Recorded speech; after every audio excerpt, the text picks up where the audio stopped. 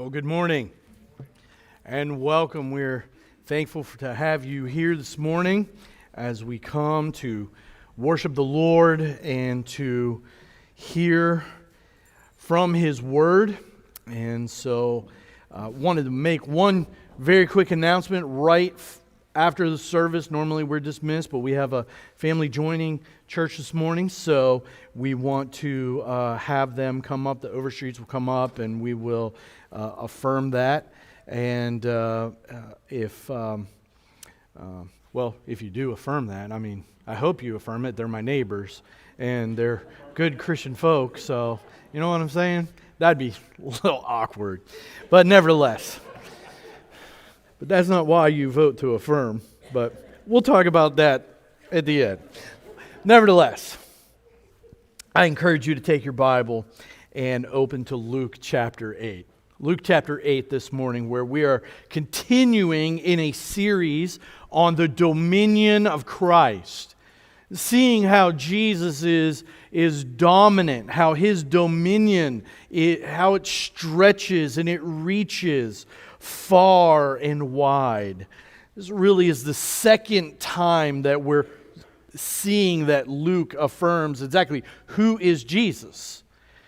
Because you want to make sure of who Jesus is. If you're going to follow Him, if you're going to put everything on Jesus, you want to make sure of who Jesus is.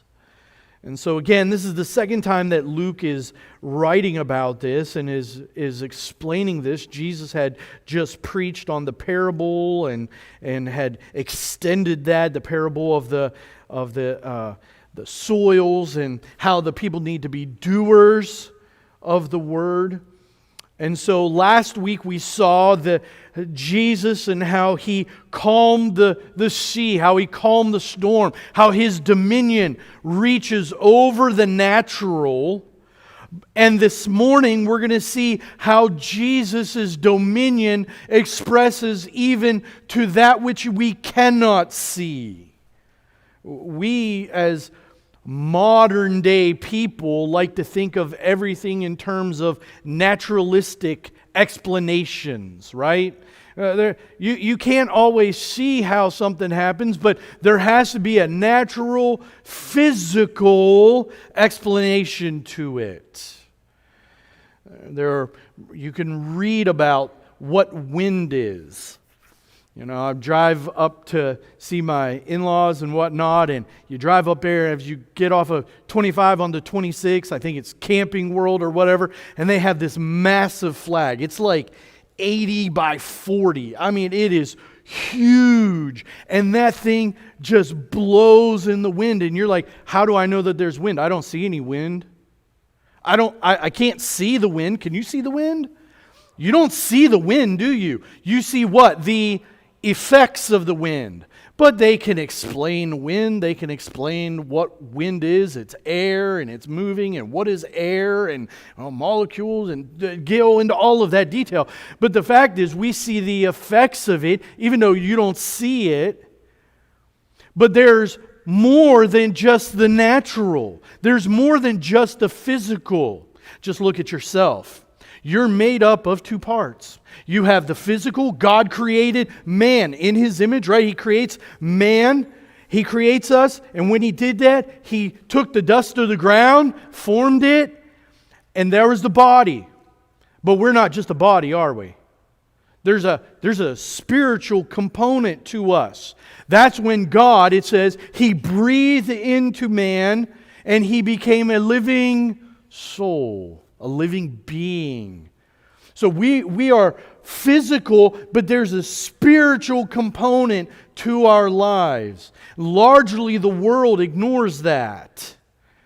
2 Kings chapter 6 tells that story of Elisha, where the king of Syria was, he would make these plans, right? He'd make these plans, say, we're going to go down here, we're going to do this, and all of a sudden, Israel was warned by Elisha, hey, don't go down there because Syria's planning on going down there. And this happened once, twice, three times, and after every time, the king of Syria was trying to figure out, how in the world does he know this? Sends to him and he says, listen, that guy knows what you're talking about when you're alone in your bedroom. And so he said, all right. The king says, I don't like this because we're making plans. He's interrupting everything. Go seize him. So he goes down to Dothan. He surrounds them with all types of military. And Elisha comes out with the man of God or with his servant. And the servant freaks out, right? You remember that? And he freaks out and he's like, what are we going to do? All he sees is the physical presence of the army there to arrest him. And he says, Lord, open this guy's eyes. Open his eyes. So that he said, there are far more many of us than there are of them. And he opened his eyes and he saw all around on the hills the chariots of fire and the angels of the Lord who were there surrounding him. They were not alone. They were not alone. He said, we far outnumber them. It's spiritual. We come here to worship Jesus. Is he here with us today? Is he? Do you see him? Is he here? There is far more to life than just the physical. There is the spiritual, and we need to really understand this. This morning, I want us to see in this passage what I think Luke is trying to reveal. He's trying to reveal and to show to us, not only does Jesus have the power over the storms and the natural, but He also has dominion over the spiritual realm. And the theme this morning is that only Jesus has the power over the spiritual realm to bring about radical transformation in people's lives. See, it is not merely the physical aspect of our lives that need to change. It is the spiritual. It is that non-material. It is our physical and spiritual being that needs change. And only Jesus can do that. Really, what we're looking at here is an extreme example.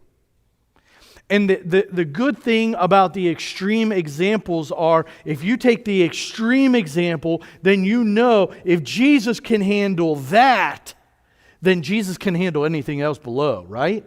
If Jesus can handle the hard, the extremely hard and difficult, then there's nothing too hard for Him.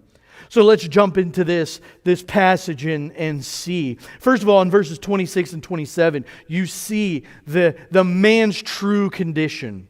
You see the man's true condition. Verse 26, we see that they go over, they're sailing over to the Gerasenes. And if you read over in the other parallel Gospels, and Matthew deals with it, Mark deals with it, that they list different cities. And I'm not going to get into all of that. They all start with G, but there's a little discrepancy or a little question as to exactly where this was. And there are various reasons for this, but they all agree that it's an area that is over across from Galilee on the sea on the eastern side. So normally you're in Galilee there, and you're on the western side, sailing in and then sailing back. But this time they go all the way across. It's kind of in the south end, and you go right across, and you're in that area.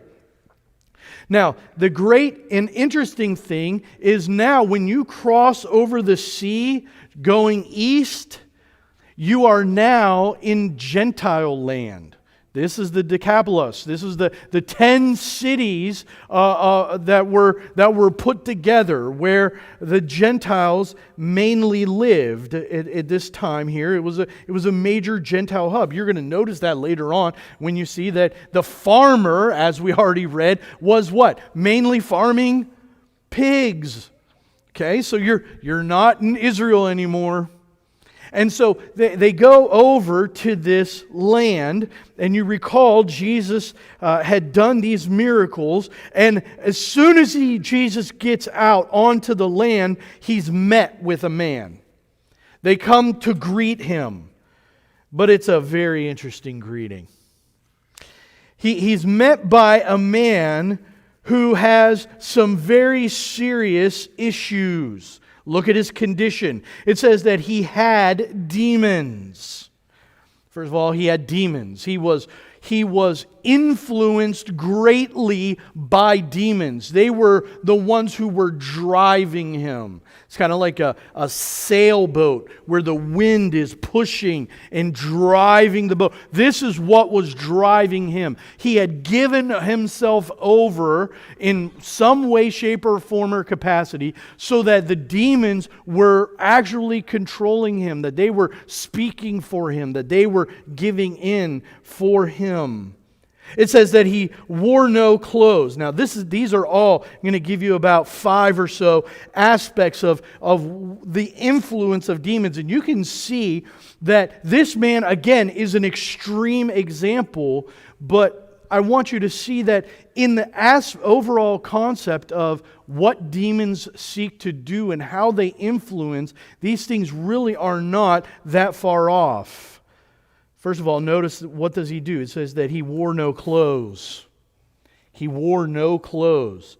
Now, from time to time, I'll leave here and I'll see someone walking across a parking lot, many times walking to the gym or something like that, and I don't think anything about it, as long as they're clothed, right? If you see someone walking and they have no clothes on, what do you think? Think, okay, something is really off. Okay? This man was really seriously indecent. And actually in our culture today, let me just talk about this for a second, it really is kind of popular to be indecent, isn't it? Oh, maybe not fully naked, but we've become really, really accustomed to that.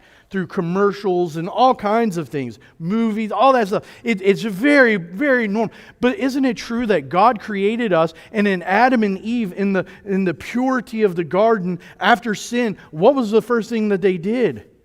They covered up. They covered up. And so you see that there is an influence on this indecency, exposing parts that are not supposed to be exposed, that is influenced by demons. And so he says that this is how this man lived. He was extreme. He just ran around with no clothes on. So we see, second of all, he had no home. Now, this was not because he was down on his luck. This was not because he had fallen on hard times. This was not because he chose to live in the wilderness just because, I want to live off the grid. Okay? This was him willfully going out and being homeless. He was really irrational. He was living an irrational lifestyle. Not only was his home non-existent, we do know that he had lived somewhere, because you're going to see this later on. Jesus tells him, go back to your home. But rather, he was living among the tombs. Now, it's one thing to say, I want to go out and I want to live in Wyoming somewhere, Montana somewhere, and just live in a little shack and nobody knows where I live and nobody can reach me and kind of live like that. But it's another thing to say, I'm moving to the cemetery, to the graveyard. I mean, that's a whole different level, isn't it? That's a whole different level, where someone desires to go, and so there's this desire, this feasting on morbidness, this desire to live. Who wants to live there? Do you see the parallel? Living where the dead are. It's not normal. It's not normal at all. And so he was very morbid. He was, verse 28, jump down there, he was crying out. He was crying out. This is a term that has the idea that he was voicing out and throwing out anger. He was mentally unstable. There's that influence when demons are involved, that it's the instability of one's condition so that you're lashing out in anger. You might be talking in one moment and you're having a normal conversation, and then boom, just something flips and there's just this lashing out of anger. And I understand that there are chemical imbalances and all those things that can occur in people's minds, but we're talking about this man who Jesus very, very clearly states that this is one who is demon-possessed. And so these unstable, uncontrollable fits of anger crying out, you never know what you're going to get. You know, the person's stability is like a box of chocolates. Never know what you're going to get, right? You know, is the person going to lash out? Is he going to respond? And you're just constantly on eggshells. So we see this anger. Finally, there was violence. He was at times put in shackles and chains, it says. But they weren't able to hold him. He was breaking out of these things, and there were fits of violence. I speak sometimes with different people who are involved with violent people. And sometimes these people are able to go and survive the violence. And you just be shocked at some of the things that people live through and go through and go back to. And so here's a violent man. Here it is something that the demons do. If you recall, when God sent the flood in Noah's day, what was it that was around the world that God had hated? There was violence. And so this idea here of violence and anger and morbidity and irrationality and indecency, all of these things speak towards demonic influences. Again, these are extreme examples, but you look at these examples when they are placed outside of this one, and you can see that there are influences of what Satan wants to accomplish. This man truly was dead. Oh, he was alive, right? Because he was speaking. He spoke to Jesus, he saw Jesus, he was talking to Jesus, but he really was dead. This kind of alludes to Ephesians 2. If you want to flip over there, Ephesians 2, verses 1 to 4, speaking of us spiritually, speaking of our own condition. What condition do we find ourselves in? Well, this man probably thought he was alive, but truly he is dead. In Ephesians 2, it says, "And you were dead in trespasses and sins, in which you once walked, following the course of the world," following, here it is, "the prince of the power of the air, the spirit that is now at work in the sons of disobedience, among whom we all once lived in the passions of the flesh, carrying out the desires of the body and of the mind, and were by nature children of wrath like the rest of mankind." Now, if that's just our condition, we would be very miserable people. It would be a horrible thing to understand that this is our condition. But notice the next two words in Ephesians 2. This was our condition, dead. But he says, but God. But God, who is rich in mercy, because of His great love which He has loved us. And you're going to see in this passage, here was a man who was filled by the demons. He gave in. He was following the prince and power of the air. He was living according to the passions of his flesh, carrying out the desires of his body. But Jesus came. I want us to, first of all, the first point of application is we really do need to recognize that there's a spiritual battle going on. You need to recognize there is a spiritual battle. We don't just wrestle against flesh and blood, it says, but against powers and principalities and powers of the air. There is a very real spiritual battle that is being on right now. It's spiritual warfare. We need to remember that. Sometimes we downplay it. Sometimes we forget it. Sometimes we just think that, oh, I can work it out.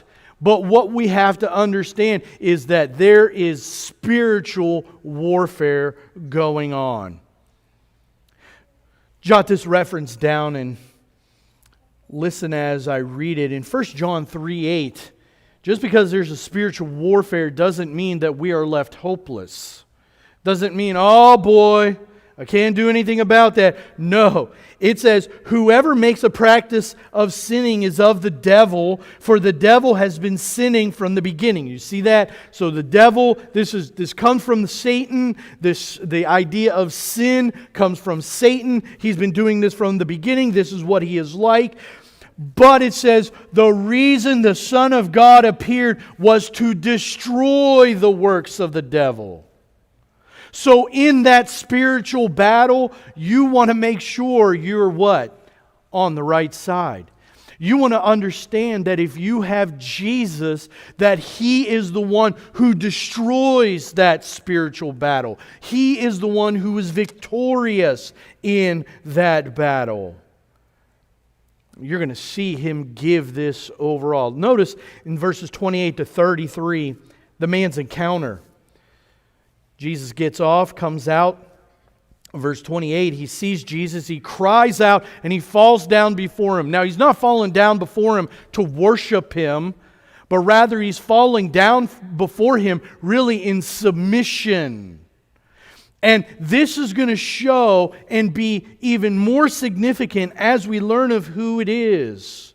Notice the evaluation that is made, the declaration. He says, what do you have to do with me, Jesus? Notice what He calls Him, Son of the Most High God. Now this is significant because remember, they're not in Judah. They're not in Israel. They're not in Galilee. Where are they? Because in those regions, how many gods are there? One. Right? There's only one God. But what we see here is they're in the Gentile land where there are thousands of gods. There are all kinds of gods. They were polytheistic, many gods. And so this demon, this man in this demon, they are declaring that this is the Son of the Most High God. So they are even recognizing that of all the gods that we worship, this is the height. Now this actually goes back to Luke chapter 1. Luke chapter 1 verse 32 where he quotes this, or where he states this. He says, He will be great, and He will be called the Son of the Most High, and the Lord will give to Him the throne of His father David. Do you see that? That Luke declares that this is what He is. This is who He is. He is the Son of the Most High God. And He has declared this to be.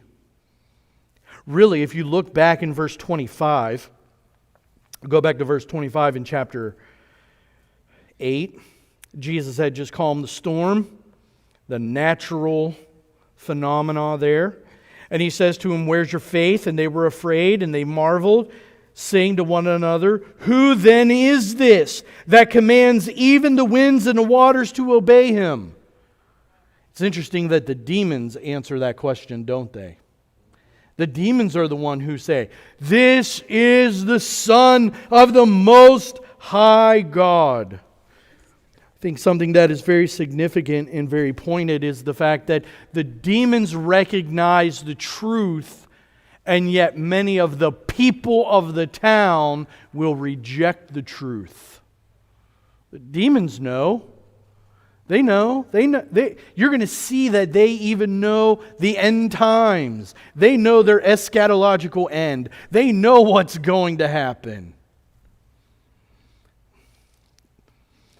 But notice that they beg for mercy. Do not torment. They're begging. You get that? Begging. If you are superior in power and honor and glory, you don't beg. but they are begging to the Son of the Most High. So, you look at this man and you see, wow, this guy's crazy. He's nuts. He's out of his mind. Whatever is controlling him must be the most powerful thing ever. He said, nope, there's something more powerful. There is someone more powerful, and his name is Jesus. They're begging. They're begging that Jesus would not cast them into the abyss, you'll see. Look at what verse 29 states. They don't want to be tormented, and he commands the unclean spirit to come out of them. For many times that it seized him, so much that he had broken chains and been violent, and it sent him out into the desert to be alone. This idea of being antisocial, right? Of being off. I understand the people like to be alone sometimes, right? You know, that's a good thing.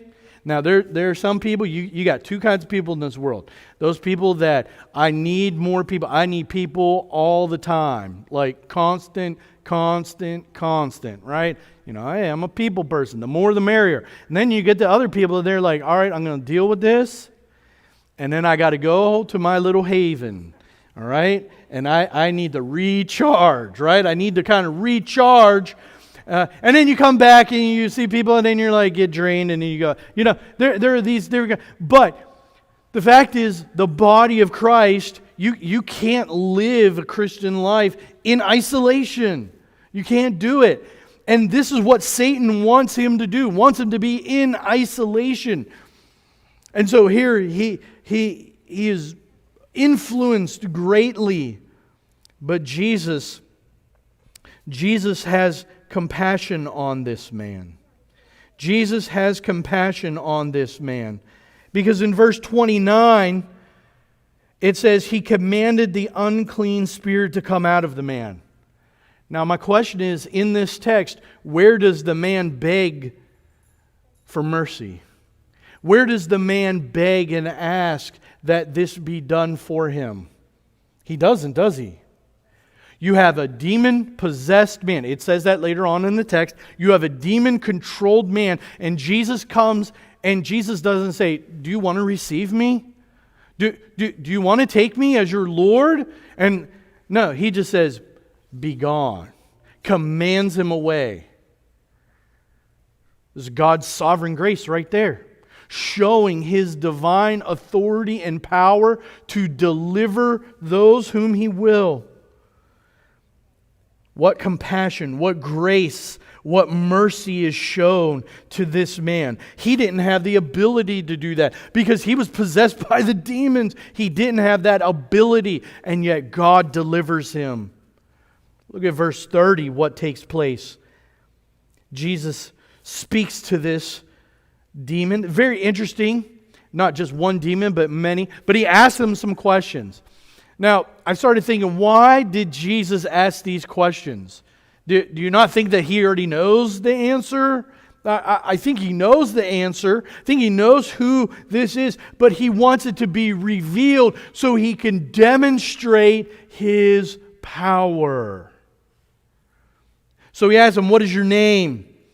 And He tells him his name is Legion.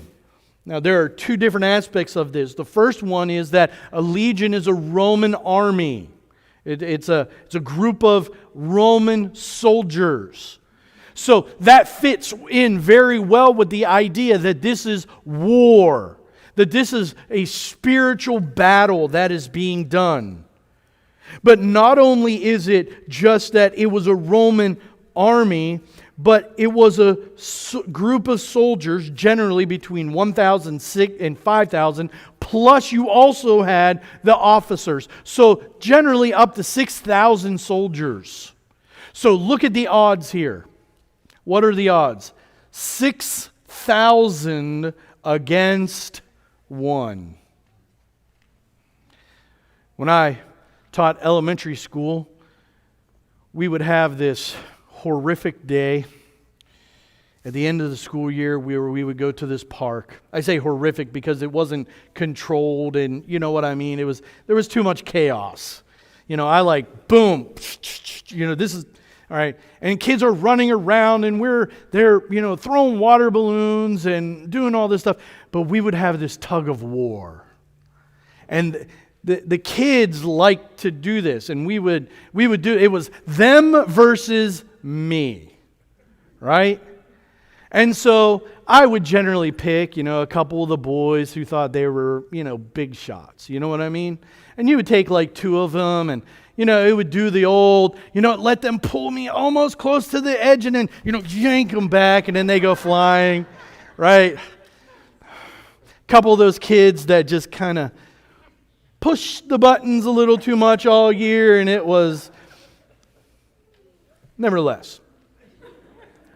Then we would add a couple more kids and a couple more kids, and it became, really tiring or really tough. But then it would be all of them, and you'd have 25 kids and whatever, and I can't remember. And there you go. It's me versus them. All right? And even though one-on-one I could take them, but when you multiply that, boy, it gets a little tougher. And they would cheer. Of course, what I would do is I'd get close to the middle, and you know what I would do? They're pulling with all their might. You know what I did, right? You let go of that rope, right? But the fact of the matter is that when you have a lot, even the strongest, when it's 1 verse 25, even a strong versus some weak, the power builds up. This is 6,000 verse 1. Who do you think is going to win? Well, you would look at it and you would say, obviously the demons have the power. And Jesus is going to show and declare His authority by showing He is greater than 1,000, 2,000, 5,000, 6,000. The idea is all of them. He is the sovereign ruler of all. You see, and they knew it because in verse 31, they recognized the power that Jesus had, and they begged Him. Once again, here's the begging. They begged Him not to send them to the abyss. Now, this abyss, there's lots of words that we can go in and discuss, and we just don't have time. But this idea of the abyss is really the final place of judgment for the demons. This is the place where the demons would end up. Revelation 20, you can read it in there. They were saying, don't send us to our final judgment. Don't send us there, Lord. Even here, Jesus grants this. They begged to go into a large herd of swine. Mark 5:13, it doesn't tell us in Luke, but in Mark 5, it tells us that there were about 2,000 pigs. That's a pretty big herd. That's a large group. And they beg, they say, let us go there. Now, there are lots of questions we can ask, and we just don't want to get distracted. Why did they choose pigs? Can demons possess animals? Evidently they can, because they do go into there. And plus, I had a dog once that... I'm not kidding. But Saturday nights, that dog would howl.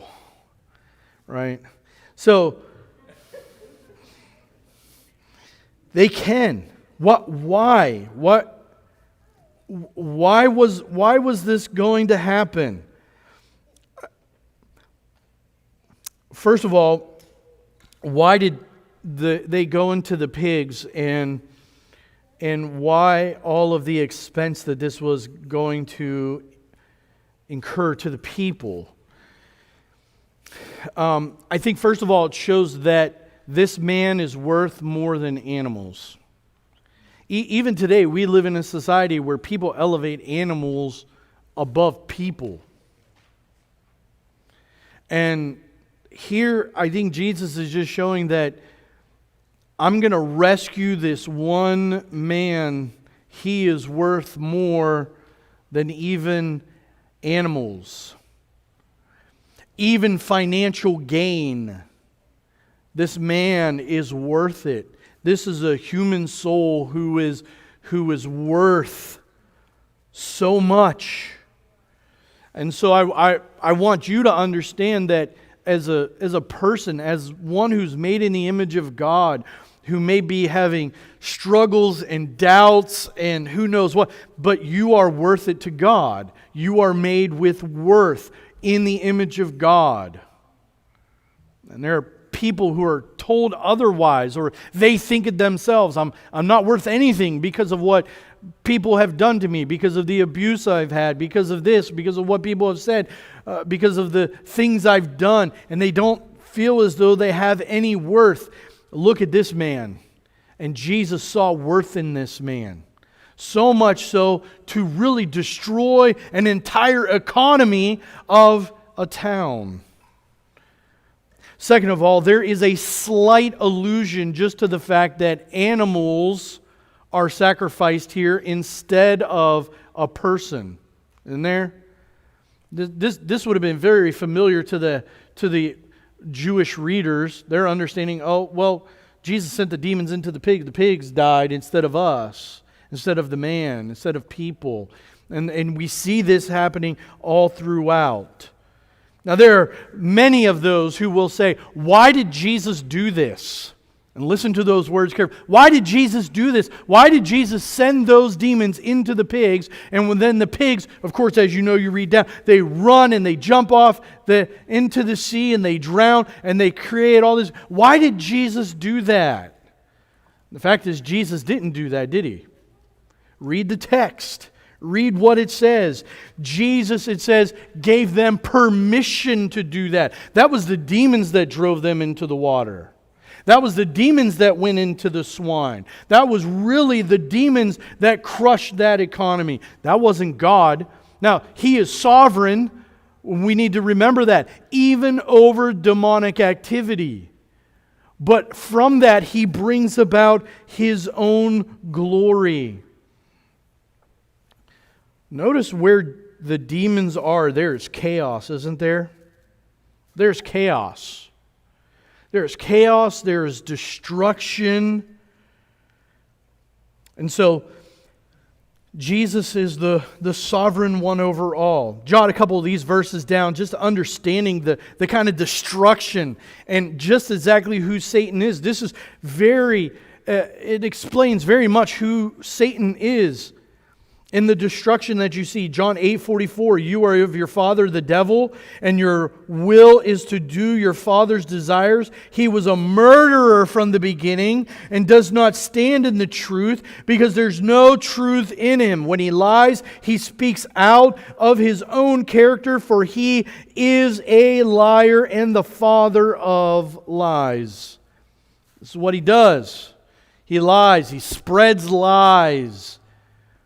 He does not give truth. There is murder. And he says that we are to understand this. And Jesus speaking here, he's speaking to the religious leaders. We need to understand that, and we need to be on guard for that.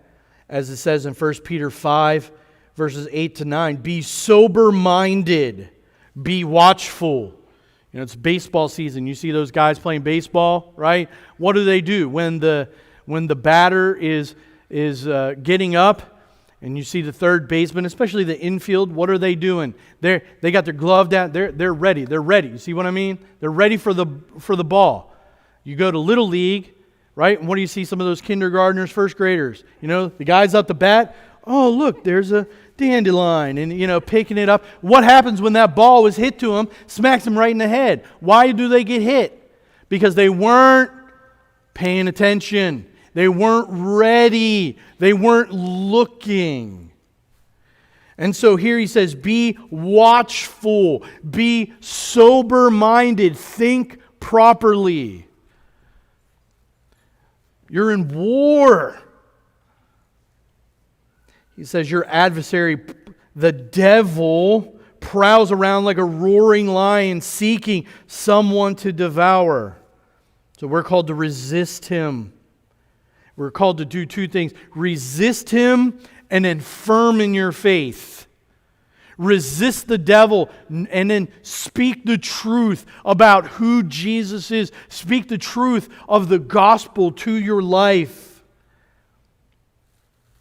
I'm dead to sin. So just put it on a practical level. You're tempted to sin. He comes, tempts you, and you say, wait a minute.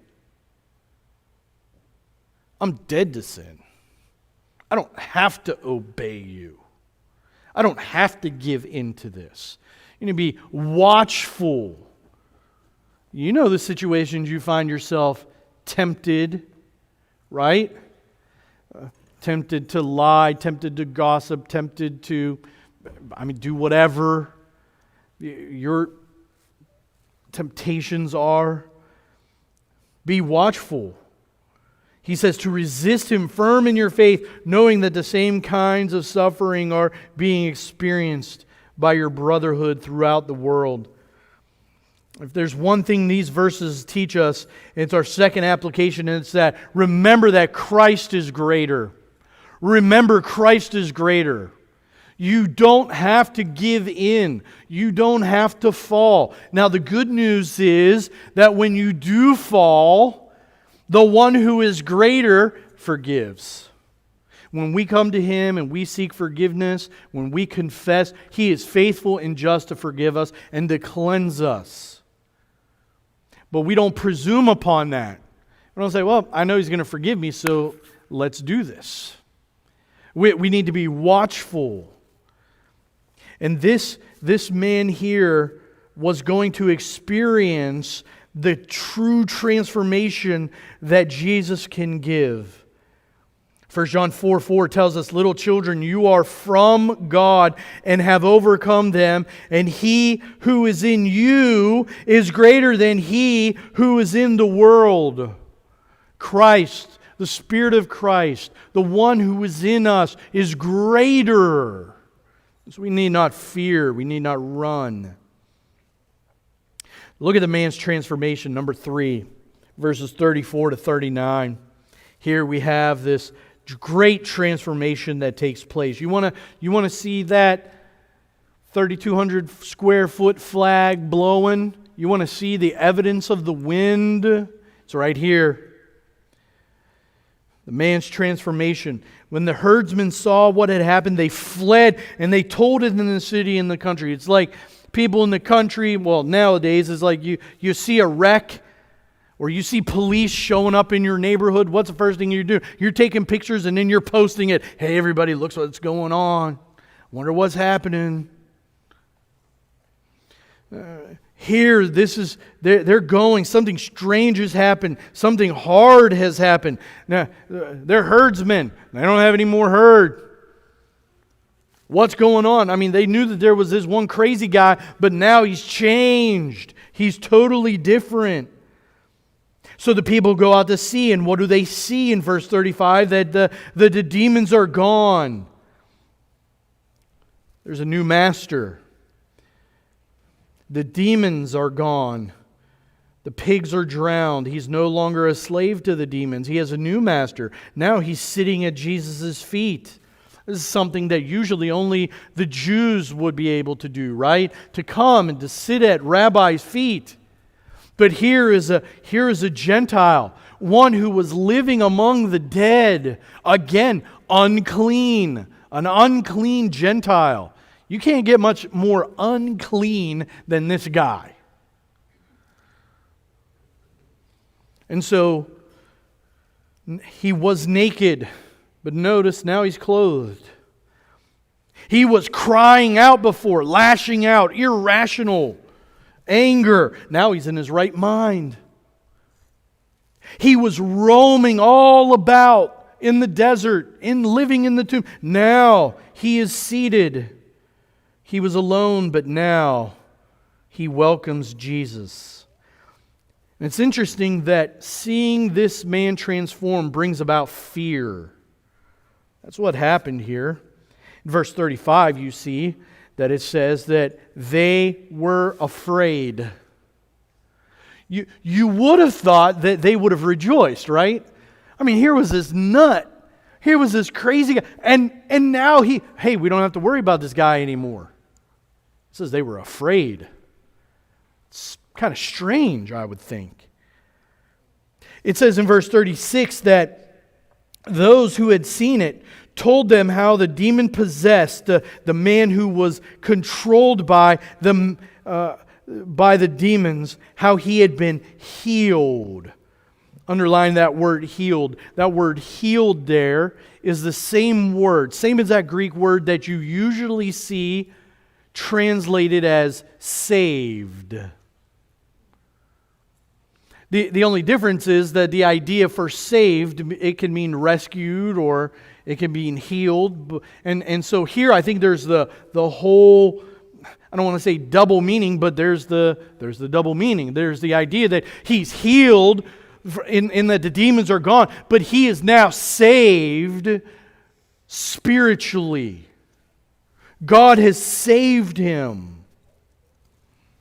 Really, what you have going on here is the fulfillment of what Jesus began preaching in Luke chapter 4 when he quoted Isaiah 61, 1 and 2, and you just listen and see how these things line up, where he said, "The Spirit of the Lord God is upon me because the Lord has anointed me to bring good news to the poor. He has sent me to bind up the brokenhearted, to proclaim liberty to the captives and the opening of the prison to those who are bound, and to proclaim the year of the Lord's favor." I think this right here shows that he has come to deliver spiritual deliverance to the people, not social deliverance. And I think that this is the aspect that is so very important, that yes, our bodies in this world matter. They matter a lot. But we are going to die. What is most important is our spirit. What is most important is our soul that is going to be with Christ forever. And we need this spiritual deliverance. In looking at verse 37, what did the people want? What did they want? Did they want to change too? Did they say, "Wow, look at this guy who can change this demon-possessed man. Man, we want to get on board with this guy. We want to go and follow him. We want transformation in our lives too." Is that what they wanted? No. In verse 37, they were seized with great fear. And it says that they asked him to depart. They told Jesus, "Get out. Get out. We don't want you here. You're not welcome here." A lot of people wonder, why were they fearful? Were they fearful because it was such a spiritual demonstration that it spooked them out? The fact is, something good happened. Or was it that they were fearful and they were angry and they were fearful he was going to demolish the rest of their herds and maybe even the crops? That they were going to have to give up too much for this man? I don't know, it doesn't say. But nevertheless, they didn't want him around. They wanted just left alone. And I think it's really interesting that they told Jesus to leave, and Jesus listened to them. Jesus listened. He said, "You're not interested? Well, I'm leaving." But he wasn't going to leave them without a witness. He wasn't going to leave them without a witness. You see in verse 38, the man begged, the man whom the demons had gone out. He now was begging. What was he begging? He begged that he wanted to be with Jesus. Jesus was leaving. He wanted to go with Jesus. He wanted to follow Jesus anywhere. But Jesus said, "No, you can't go with me." He said, "I want you to do something else." In verse 39, we see what Jesus tells him to do. Jesus commands him to return to your home. Now, maybe it's his hometown, or maybe it's literally his home. You used to be living among the tombs. Now, I want you to go home. And when he tells him to go home, Notice what he tells them to tell the people. He doesn't say, tell them how you now have decided to follow Jesus. He tells them, you go and tell them what God has done for you. Now, that's very different, and it's also very interesting, the fact that he tells them, you go and tell them what God has done for you, but who was the one who did it for them? It was Jesus. Jesus is telling them, you go proclaim, you have seen Messiah, that I am the Messiah, that I am God. You go and tell them what I have done for you. And so he does. He goes off. He goes away, and it says he proclaims. That's a Greek word for heralding, for preaching. He becomes a preacher. That's what it says. He's proclaiming to all the city how much Jesus had done for him. He was told, go tell him what God did for him. He tells them what Jesus has done because Jesus is God. He's proclaiming this. Now, I think that it's really interesting that Jesus, get this, sends him not to an easy place, but to a hard place, doesn't he? This is the very town that told Jesus to leave, and Jesus says, I'm going to send you back to that town. You're going to send me to the town that just kicked you out? I mean, he's like, look, I just got saved. I just, what am I going to be able to do more than you? Well, it doesn't matter if he was able to lead 1 or 0 or 20. He was told to go there. And so he obeyed. Maybe he went elsewhere after that, but immediately that's where he was called to do. And I think that one of the things we need to understand is we can't just thank God that we've been delivered from the spiritual battle. We can't just sit there and say, hey, all right, I'm going to try to resist and not sin. We also need to finally hear, reach others for Christ.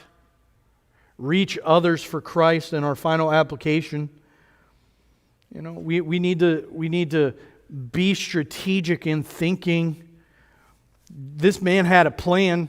He didn't make it up himself. Jesus told him, you go to your city and you tell them. I'm really excited because I think we have a couple really interesting ways that we're going to be rolling out. I'm going to be sharing over the next month or two of ways that we can reach out to people to share the good news. Some ways that we can proclaim and help people to realize this. It's difficult. It's difficult everywhere. It's difficult when you go to a pagan land where nobody knows Jesus, and it's hard going to a place where everybody seems to being grown up as a Christian. It's hard. And yet we are called to do this. Let me just ask you one real quick question about this. Who are you trying to reach? Now, this is not a guilt trip. I want to more so motivate you and encourage you. You just try to put one person on your mind. One, maybe it's a neighbor, it's a coworker, family member, one person, just one person. Think about that, one person. How can I strategically try to make connection with this person to reach them with the gospel, to deliver them? And so you need to have that in your mind. I need to have that in my mind. Who can I reach? One person.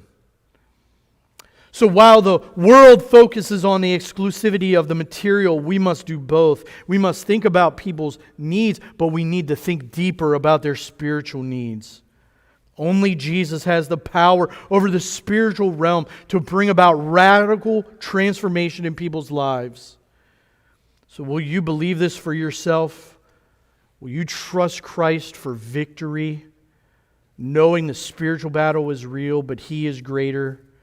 And will you tell others of the greatness of Jesus? Let's pray. Our Father, we are grateful that You sent Your Son. We are grateful for the glorious Christ. He has power over the wind and the waves. He has power over the unseen. All things bow to Him. sovereign over all. I pray, Father, that this would give us comfort, grace, strength. And so, Lord, I pray that you will encourage your people as we seek to look to the glorious Christ. Lord, I also pray that you will impart on our hearts a desire to reach people with the gospel. Not just our neighbors, but Lord, people around our nation and people around our world. That, Lord, you would infuse in us a desire to fuel up here and send out to reach people for the glory of your name. Lord, I just pray that you will help us. We are a needy people. Wake us, Lord, I pray, from our slumber. Help us, Lord, we pray. In Christ's name, amen. This time I'll ask Joel, Susie, and their family, if they'd like to come up. I'm just going to stand here, and you guys. They have 4 kids, and it is Adam and Alex, Angelina and Asher. Remember, they're my neighbors. So, but they, we have a connection actually that goes before that. So, but anyway, we're super grateful for them and for their family. They went through a membership class and they are excited to join our church. So upon they shared their testimonies upon recommendation from the elders. We read that, are thankful for their testimony of Christ saving them. And so at this time, I'm just going to put it forth to the congregation to affirm Joel and Susie Overstreet into our church body. All those in favor say aye. All those opposed? Thank you. Welcome. We love you guys. We are excited to have you, so we welcome them. So we are going to be dismissed, and you guys are going to come up and welcome them to our family and encourage them. And we thank you guys and love you guys. So Lord bless you.